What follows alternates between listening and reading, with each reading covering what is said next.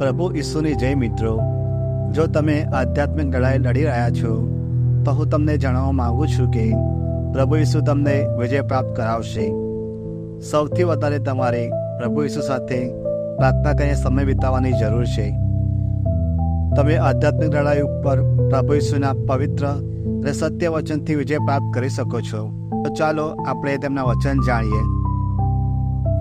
પ્રભુ તમારા ઉપર હુમલો કરવા આવનાર દુશ્મનોને પરાજય આપશે. તેઓ આવશે તો એક દિશાએથી, પણ તમારાથી ભાગશે 10 દિશાએ. પણ હવે તને ઘા કરવાને ઘડાયેલું કોઈ હથિયાર કામ નહીં આવે.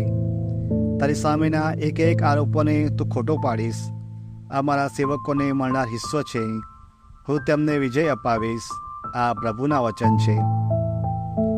ગભરાઈશ નહીં, કારણ હું તારી સાથે છું.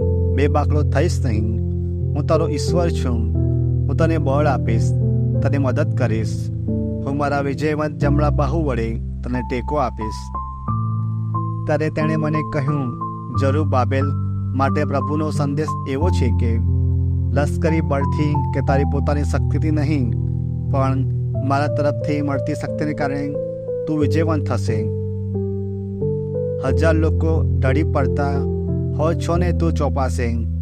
લાખો ઢળશે તોય તારો વાળ ન માખો થશે.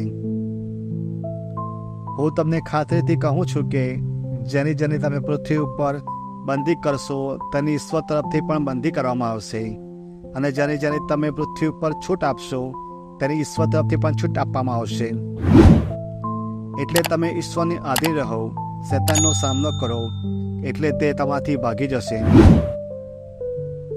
પણ આપણા ઉપર પ્રેમ રાખનારને કારણે આ બધી બાબતમાં આપણો વિજય થાય છે, બલકે વિજયથી વધારે. પણ પ્રભુ તો વિશ્વાસપાત્ર છે. તે તમને દૃઢતા આપશે અને શૈતાનથી બચાવશે.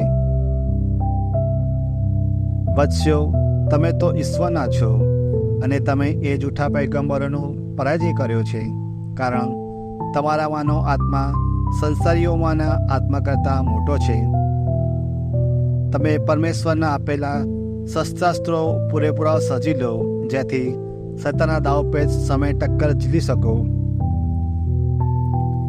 અમે બધા વિચળાવાદને અને ઈશ્વરના ધ્યાનની સામે જે કંઈ માથું ઊંચકે છે તેને તોડી પાડીએ છીએ. એક મતવાદને ઝેર કરીને ખ્રિસ્તને અધીન બનાવીએ છીએ.